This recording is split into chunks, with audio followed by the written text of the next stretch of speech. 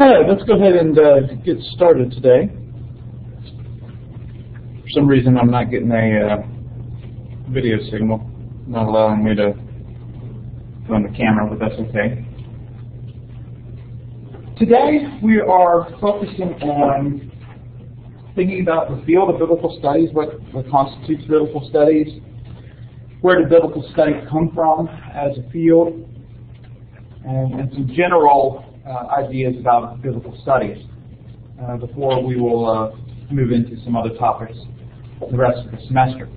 I want you to keep in mind the Perspectives of Ministry assignment is coming up, the ministry philosophy ministry paper. So you will want to keep that in mind. It's not due for about a month, but you'll certainly want to not forget that. And second of all, already begin to start thinking about that research paper. And don't forget that is the big assignment in the course. Listed on Blackboard is a list of passages. You can choose a passage from there. But remember, if you don't want to do one of those passages, you need to talk to me about it, and so we can make sure that it's going to be a passage that you're able to do. So keep those both in mind. While they are a little bit down the road, they'll catch up to us pretty quickly. And so don't forget to keep that in mind.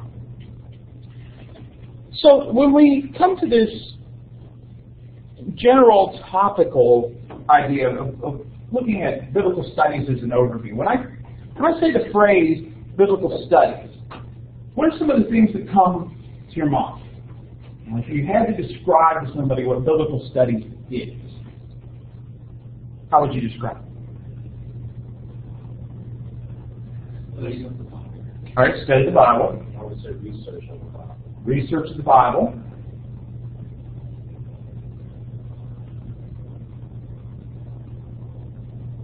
How would biblical studies be different than what you do in a church on Sunday morning? Let's say as opposed to just it's looking at the Bible in not more of a secular kind of view, but in a more worlded and grounded kind of view, of looking at how it applied in the world back then, looking at what that context was, looking at how it applies today, and the less faith and having something in our relationship with God, more of like a intellectual kind of way. Okay, so kind of a contrast between the intellect and the personal, let's say. How else might you clarify or distinguish between biblical studies as a field and what you might do in a Sunday morning Bible class? So it's more in depth. Okay. What else?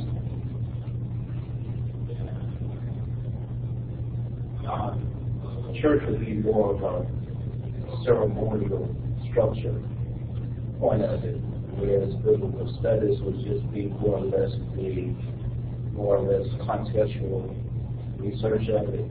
Okay. As far as basically church is just more or less it's more or less like a worship aspect of what biblical studies is. Okay, so maybe we could say it's an outgrowth of what you do as a minister Bible class teacher. Biblical studies is what you do to prepare for worship or a Bible class. How else might you explain it? Like if somebody asks you, well, what's your major? Biblical studies. What's that? I would say trying to get back to the root. Like in church on Sunday mornings, you're not looking at Greek or Hebrew usually. I guess people do. But getting back to the root of things, trying to understand exactly the way they did it back then and apply it to now to the best of our ability. Okay. So essentially, what we're making a distinction is between the practice of one's Christian faith, let's say, and an academic field, much like a historian would engage in a historical observation of a text, whether that's a written document or whether that's somebody's journal or something like that. Biblical studies is that kind of expression. And so we're examining the biblical text, but from a variety of different directions. So let's think about this now. So the focus obviously is the biblical text predominantly. What are different ways that we can examine the biblical text?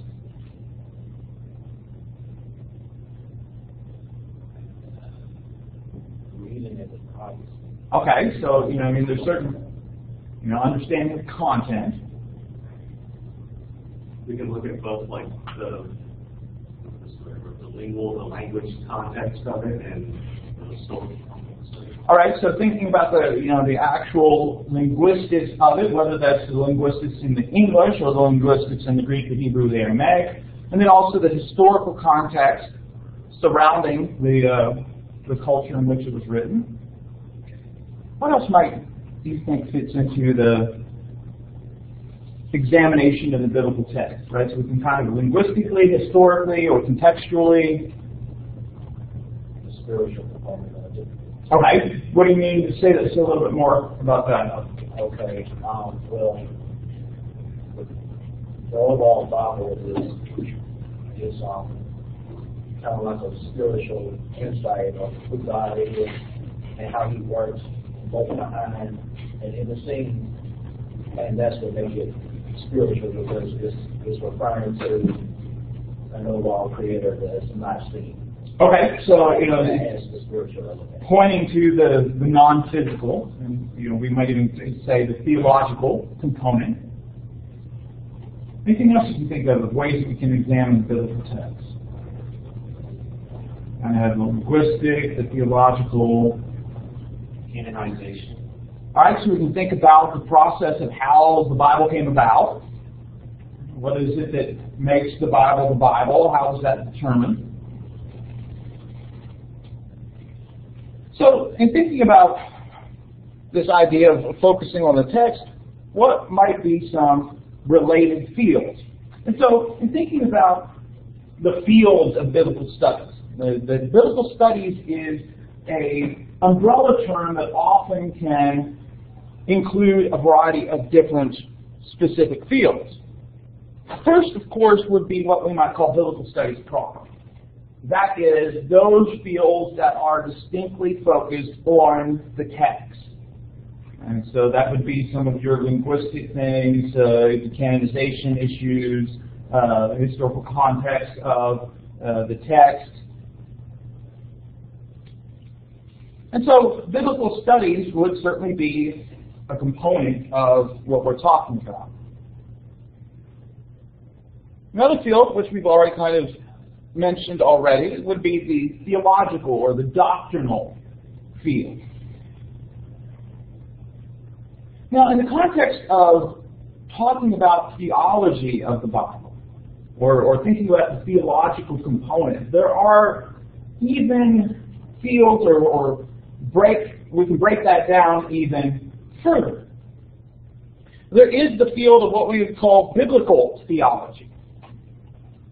Well, what's biblical theology? Well, biblical theology refers to the meanings of the text. What does this text mean? And where biblical studies proper might be focused on what's the language used in this text, how do these words combine, where was the text written, who was it written to. Biblical theology focuses on the meaning of the text. What's the application? What principles come out of that?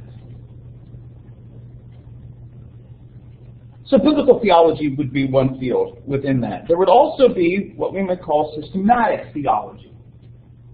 Systematic theology is an attempt to provide a wide-ranging, comprehensive laying out of Christian views on a variety of subjects. Right? And so if you pull out a systematic theology, not something that gets done too much anymore, but if you go through the library or whatever, or you Google systematic theology, what you're going to find is you have a theologian who attempts to lay out what does the Bible teach about God? Right? Here's all the things that the Bible teaches about God. God is omnipotent, He's omnipresent, He's He's omniscient, He's caring, He's compassionate, He's loving, He's holy, right? And within all of that, there's going to be explanations of that. What does it mean that He's omnipresent? And here's some passages that teach that. Right? So the idea is this kind of comprehensive overview of a particular topic. And usually these systematic theologies that can get produced are, several volumes. And in one volume, you might have a chapter on God, and a chapter on sin, and a chapter on Jesus, and it's an attempt to systematically cover theology. A third type of theology would be historical theology.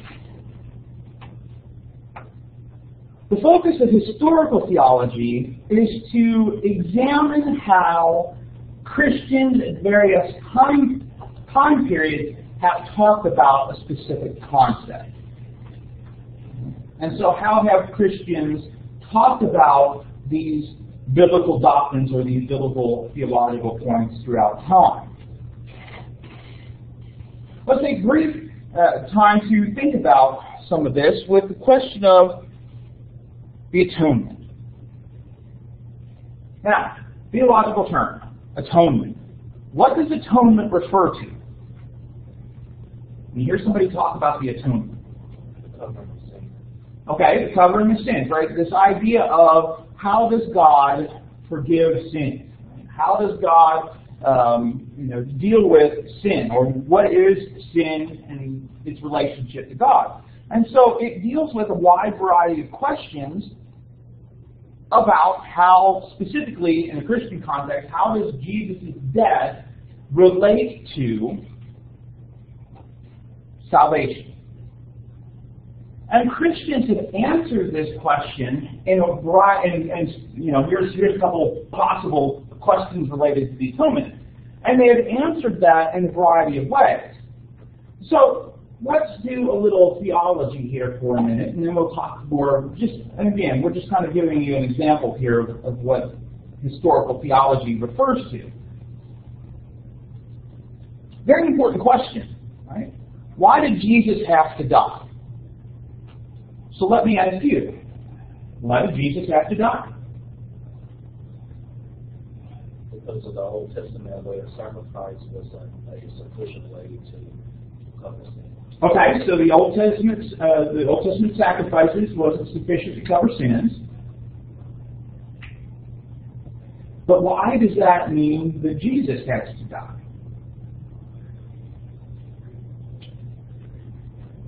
Someone who had sinned or lived a life of sin, their death wouldn't cover the sin of all those who were saved. Someone who hadn't. Okay, so an imperfect sacrifice, an imperfect person wouldn't be able to bring about salvation through his sacrifice. But why does there need to be a death at all?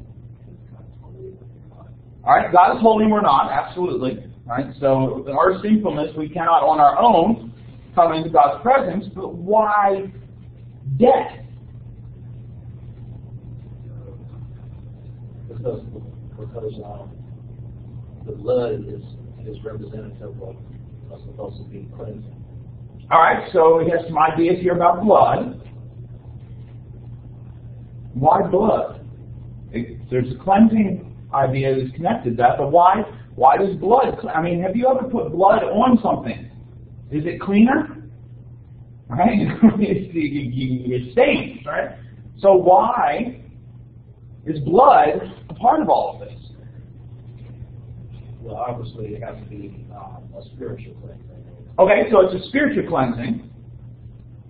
But why does blood? Why the blood? What's significant about blood that it would be a part of all of this? Blood was recognized as being the essence of life. Okay, so we have this idea of blood is the essence of life. All right, and so the sacrifices. The key part of the sacrifices under the Old Testament was that blood, right? And so it can't contain that into, carry that into Jesus' blood. Okay, but why death at all? Why does death at all have anything to do with any of this? Because sin is death. And let's see what I phrase this thing. Without Jesus, he took our place. That's the way you have to look at it. And without him taking our place, that death belongs to us. And he took it from us. Okay, so here what we're kind of combining here is this idea of, when it comes to our relationship to God as human beings, sin, and we could take a whole bunch of time to say, okay, what's sin, what does sin do to our relationship, etc. But this idea of sin is related to death. It's a separation from God. The wages of sin is death, is what Paul says. And so there is some sort of need for our death, which is the requirement of sin, to be taken away in order for us to have a right relationship with God. And so part of that is this idea of blood and the life force of blood. And so all of this is kind of fitting into this idea of atonement. And so Jesus has to die, we would say, because there is this need for a death to take the punishment of sin. And because as human beings, our death does not accomplish any sort of salvation, our death is impossible to take care of it. Well, and then we could also talk, and Derek pointed out this idea of, the Hebrews writer gets into about, the blood of bulls and goats was not sufficient enough to take away sin. And so part of this is this idea of blood and all those kind of things. So how does Jesus' death bring about salvation? What does it do?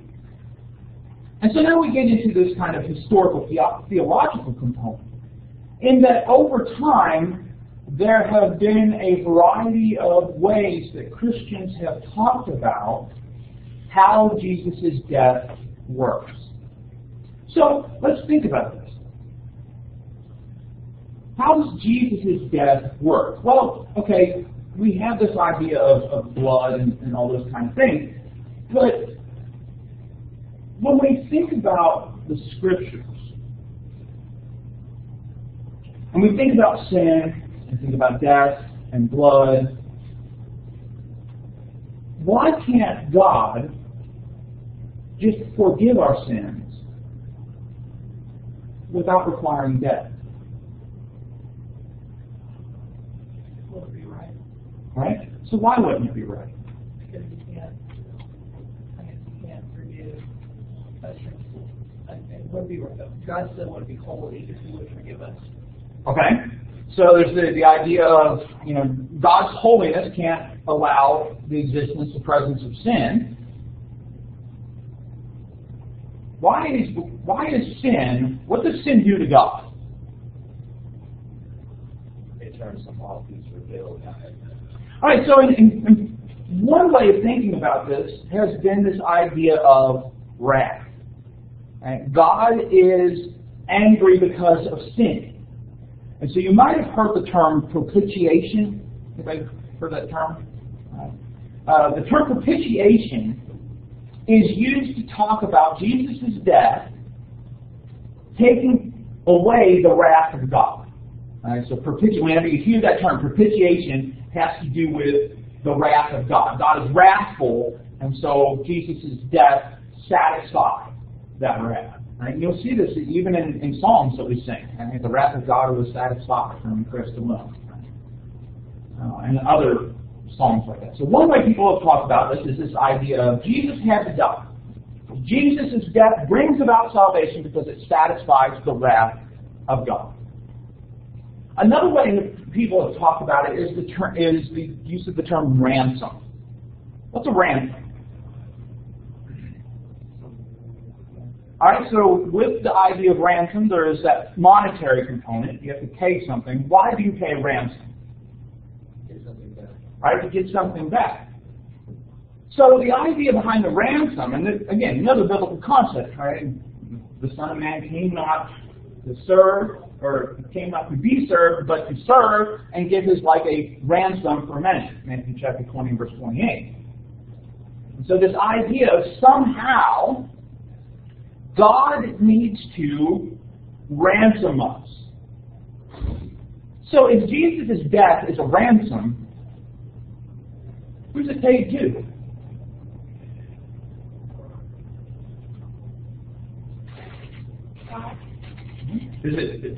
Are we paying? I mean, that would be one way to think about it. We're paying God, or Jesus' death is paying God. Who else might this ransom be paid to? Right? Sin, maybe, or us.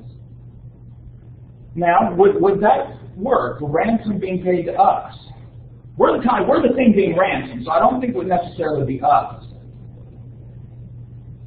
But back with the sin concept, right? So so people said, it's a ransom to Satan. So all this, this idea of ransom. Another very connected concept is that of redemption. And so you'll hear, the idea of redemption, and all of these are ways in which Christians have talked about the atonement throughout the centuries. One of the ones I find most interesting, though I don't find it very biblical, is what's known as the fish hook or mousetrap theory of the atonement. Essentially, the idea behind the mousetrap or the fish hook is that Jesus' humanity is bait for the devil. And so when Jesus comes on the earth, Satan doesn't quite recognize who he is, but chooses him as kind of, this is the one that is going to be the ransom or the redemption or whatever. I'm going to choose him to be your, say, the Messiah God that you've chosen. And I'm going to choose him, Jesus of Nazareth, human being. And thinking that if he can bring about Jesus' death, he will have won, only to be trapped in the fishhook of Jesus' divinity, right? So Satan doesn't recognize that Jesus is actually God in the flesh, and so he, in his trickery, thinks that he's got something on God, only to find out God has been using Jesus' humanity as bait. Right? And so people, that's one way people have talked about it in history. It doesn't seem to be completely biblical, right? And it seems like there's some things in the Bible that would contradict it. But this is the idea behind historical theology. How have Christians attempted to answer some of these major questions throughout time?